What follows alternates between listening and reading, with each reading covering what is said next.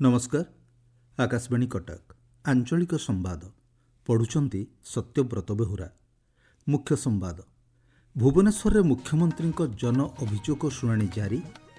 चलित वर्ष रेलवाई बजेट्रे 2,52,000 कोटी अधिक टंका मंजूर।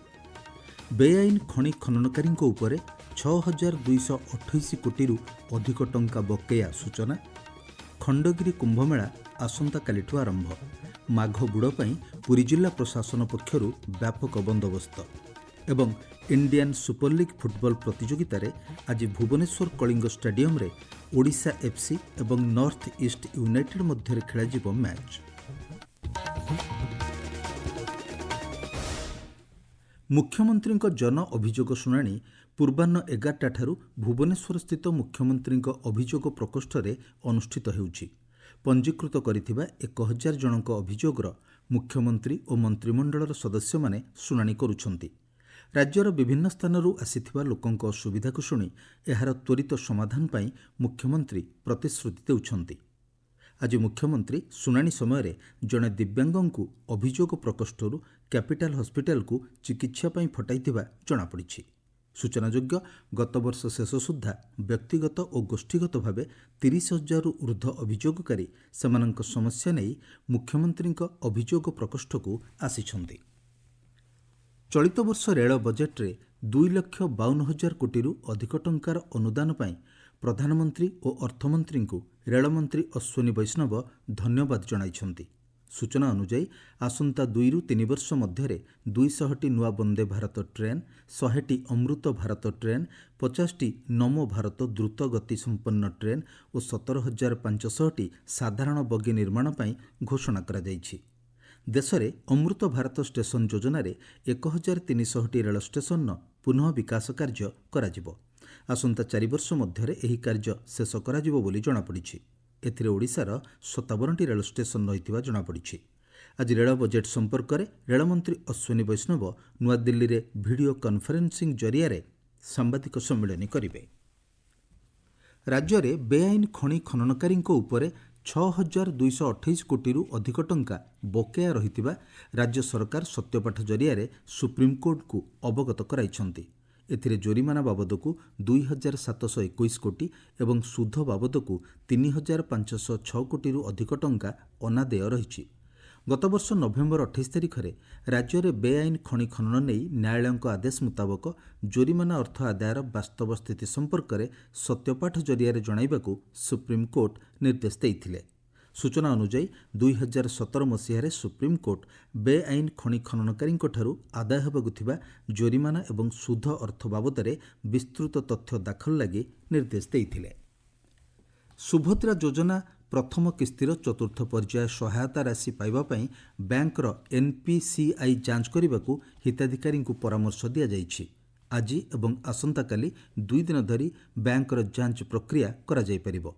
प्रथम किस्तिर चतुर्थ पर्याय सहायता राशि आसंता 8 तारिख दिन प्रदान कराजिबो बोली उपमुख्यमंत्री प्रभाती परिड़ा कहिसंती। गणमाध्यम को सूचना दे उपमुख्यमंत्री कहिसंती एही पर्याय जाजपुर जिल्लारू सुभद्रा सहायता राशि बंटन कार्यक्रम आरंभ हेबो। प्रयागराज महाकुंभ मेलारे आज तृतीय अमृत स्नान चलिछि। महानिर्वाणी पंचायती आखड़ा और शंभु पंचायती अटल आखड़ा प्रथमे त्रिवेणी संगमठारे शाही स्नान करिसंती। प्रथम 2टी अमृत स्नान गत मास 14 तारिख मकर संक्रांति और गत 29 तारिख मौनी अमावास्या दिन अनुष्ठित होइथिला। आपण माने आंचलिक संवाद शुणुछंती आकाशवाणी कटक केन्द्ररू। खंडगिरी कुंभमेला आसंता कालिठारू आरंभ हेउछि। एहा पूर्वरू बीएमसी कमिशनर राजेश प्रभाकर पाटिल स्थिति समीक्षा करिसंती। से कहिसंती खंडगिरी मेलारे परिमल व्यवस्था सह स्थायी आलोकीकरण और पानीय जल उपलब्धता को गुरुत्व दिया जाइछि। एही मेलारे पवित्र पंचकुंडर पुनरुद्धार कराजिबा सह प्रति 100 मीटर रे जणे लेखाए स्वच्छकर्मी नियोजित हेबे। अन्यपक्षरे खंडगिरी यात्रा अश्लील नृत्य बंद करने लगी यात्रापाटी मालिक मानकू बीएमसी निर्देश देइछि।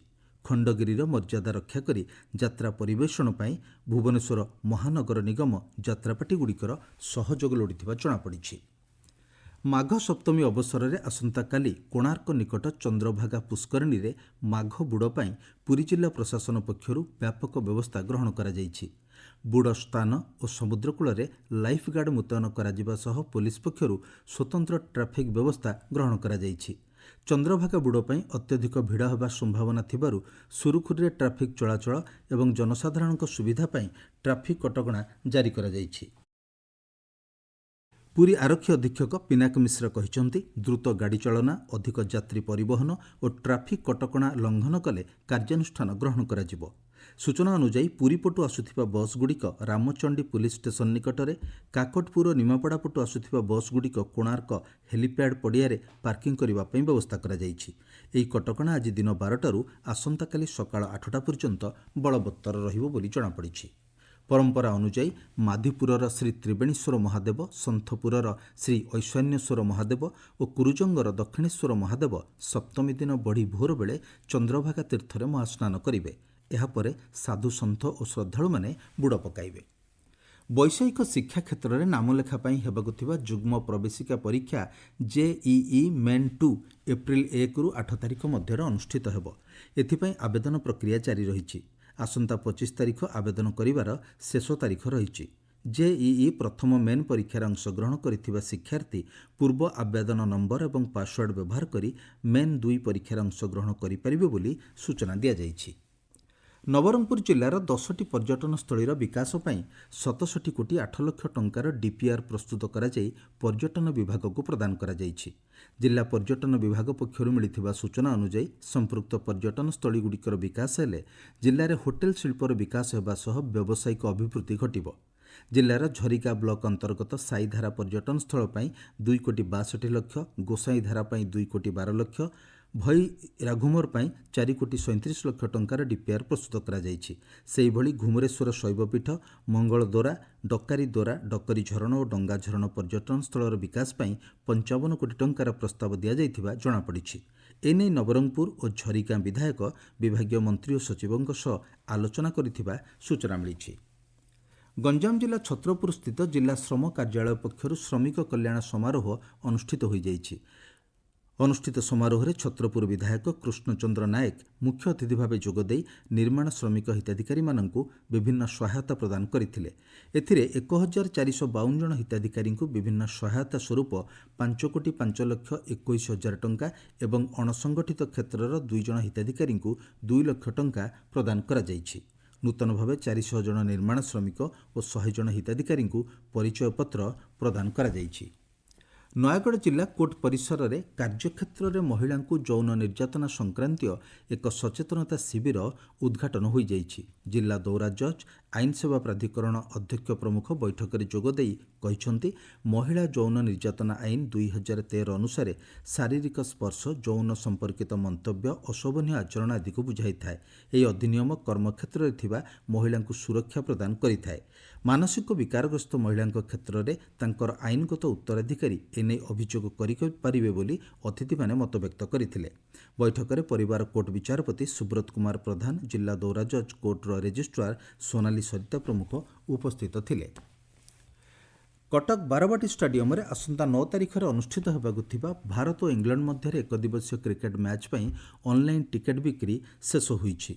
2 ନମ୍ବର ଗ୍ୟାଲେରୀ ପାଇଁ 1070, 4 ନମ୍ବର ଗ୍ୟାଲେରୀ ପାଇଁ 1080, 7 ନମ୍ବର ଗ୍ୟାଲେରୀ ପାଇଁ 1500, ସ୍ୱତନ୍ତ୍ର ଏନକ୍ଲୋଜରର 200ଟି, ଏସି ବକ୍ସ 50ଟି ଓ ନୂଆ ପାଭିଲିୟନର 100ଟି ଟିକେଟ୍ ବିକ୍ରି ହୋଇଛି। ଅନ୍ୟପକ୍ଷରେ ଆସନ୍ତା 5 ତାରିଖ ଓ 6 ତାରିଖରେ ବାରବାଟୀ ଷ୍ଟାଡିୟମ କାଉଣ୍ଟରରେ ଅଫ୍ଲାଇନ୍ରେ ଟିକେଟ୍ ବିକ୍ରି ହେବ। ଇଣ୍ଡିଆନ୍ ସୁପର ଲିଗ୍ ଫୁଟବଲ ପ୍ରତିଯୋଗିତାରେ ଆଜି ଓଡ଼ିଶା ଏଫ୍ସି ଏବଂ ନର୍ଥ ଇଷ୍ଟ ୟୁନାଇଟେଡ୍ ଏଫ୍ସି ମଧ୍ୟରେ ମ୍ୟାଚ୍ ଖେଳାଯିବ। ଭୁବନେଶ୍ୱର କଳିଙ୍ଗ ଷ୍ଟାଡିୟମଠାରେ ଏହି ମ୍ୟାଚ୍ ଅନୁଷ୍ଠିତ ହେବ। ମୁଖ୍ୟ ସମ୍ବାଦ ପୁଣି ଥରେ। ଭୁବନେଶ୍ୱରରେ ମୁଖ୍ୟମନ୍ତ୍ରୀଙ୍କ ଜନ ଅଭିଯୋଗ ଶୁଣାଣି ଜାରି।